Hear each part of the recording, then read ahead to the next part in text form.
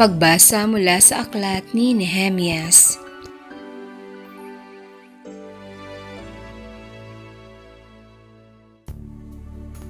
Sumapit ang ikapitong buwan ng taon at ang mga Israelita ay nakabalik na sa kani-kanilang bayan. Nagtipon-tipon silang lahat sa Jerusalem, sa liwasang bayan sa harapan ng pintuan ng tubig. Hiniling nila kay Ezra na pari at dalubhasa sa kautusan na kunin nito ang aklat ng kautusan ni Moises na ibinigay ni Yahweh para sa Israel. Kaya't ng unang araw ng ikapitong buwan, kinuha ni Ezra ang aklat. Dinala niya ito sa kapulungang binubuo ng mga lalaki, babae at mga batang may sapat ng gulang at pangunawa. Mula sa pagsikat ng araw hanggang sa katanghaliang tapat, binasa niya ang kautusan sa harap ng mga taong natitipon sa liwasang bayan sa harap ng pintuan ng tubig. Ang lahat ay nakikinig ng mabuti.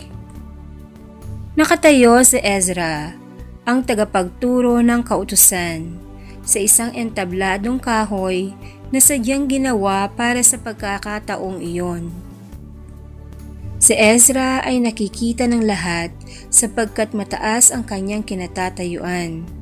Ang lahat ay tumayo nang buksan niya ang aklat.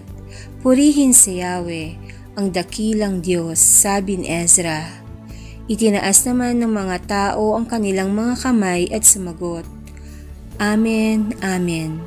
Nagsiyakurin sila at sumamba kay Yahweh. Binasa nila ang kautusan ng Diyos at isinalin ito sa kanilang wika at ipinaliwanag ito upang maunawaan ng mga tao.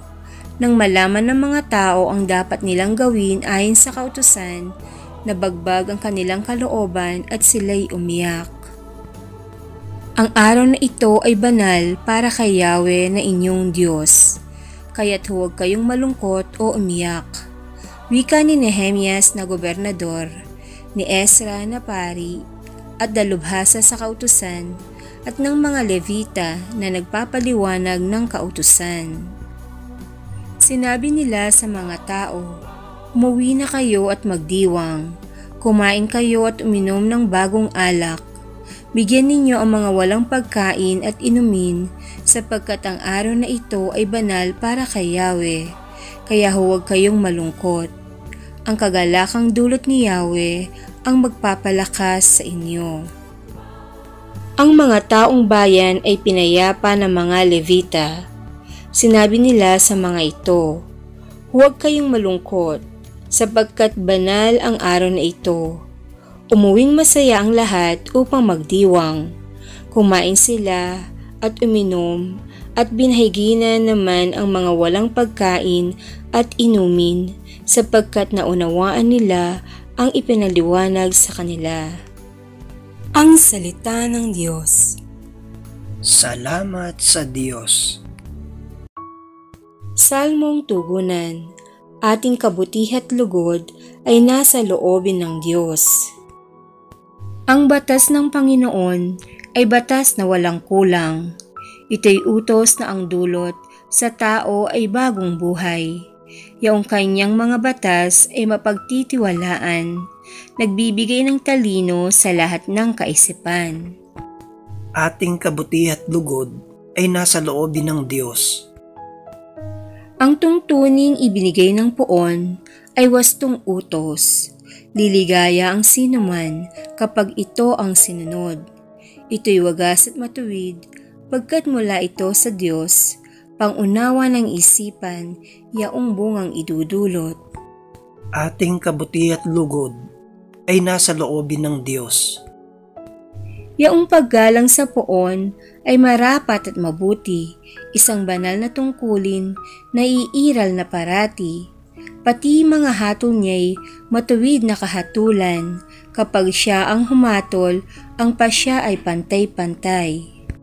Ating kabutihat lugod ay nasa loobin ng Diyos.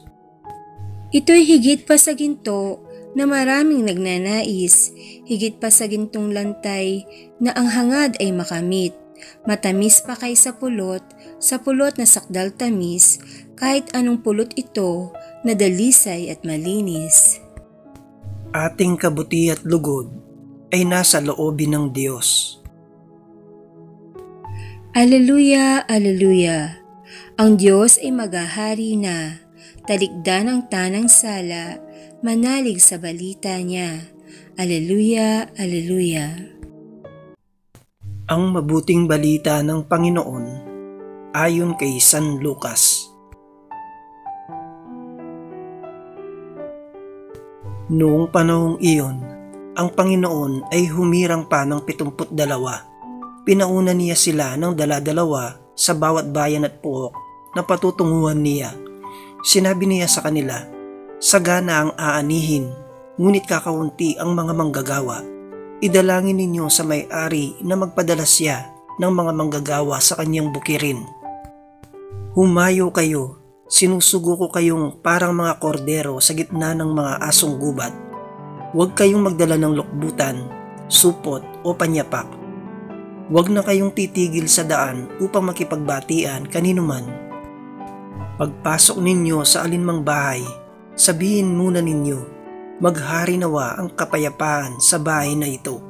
Kung maibigin sa kapayapaan ang nakatira roon, sasa kanila ang kapayapaan. Ngunit kung hindi sila magkakamit nito. Manatili kayo sa bahay na inyong tinutuluyan. Kanin ninyo at inumin ang anumang idulot sa inyo, sapagkat ang manggagawa ay may karapatang tumanggap ng kanyang upa. Huwag kayong magpapalipat-lipat ng bahay. Kapag tinanggap kayo sa alinmang bayan, kanin ninyo ang anumang ihayin sa inyo. Pagalingin ninyo ang mga may sakit doon at sabihin sa bayan, nalalapit na ang paghahari ng Diyos sa inyo. Ngunit sa alinmang bayang hindi tumanggap sa inyo, lumabas kayo sa mga lansangan nito at sabihin ninyo, pati ang alikabok dito na dumikit sa aming mga paa ay ipinapagpag namin bilang babala sa inyo. Ngunit pakatandaan ninyong nalalapit na sa inyo ang paghahari ng Diyos. Sinasabi ko sa inyo, sa araw ng paghukom ay higit na mabigat ang kaparusahan ng mga tao sa bayang yaon kaysa dinanas ng mga taga-Sodoma. Ang mabuting balita ng Panginoon. Pinupuri ka namin, Panginoong Hesukristo.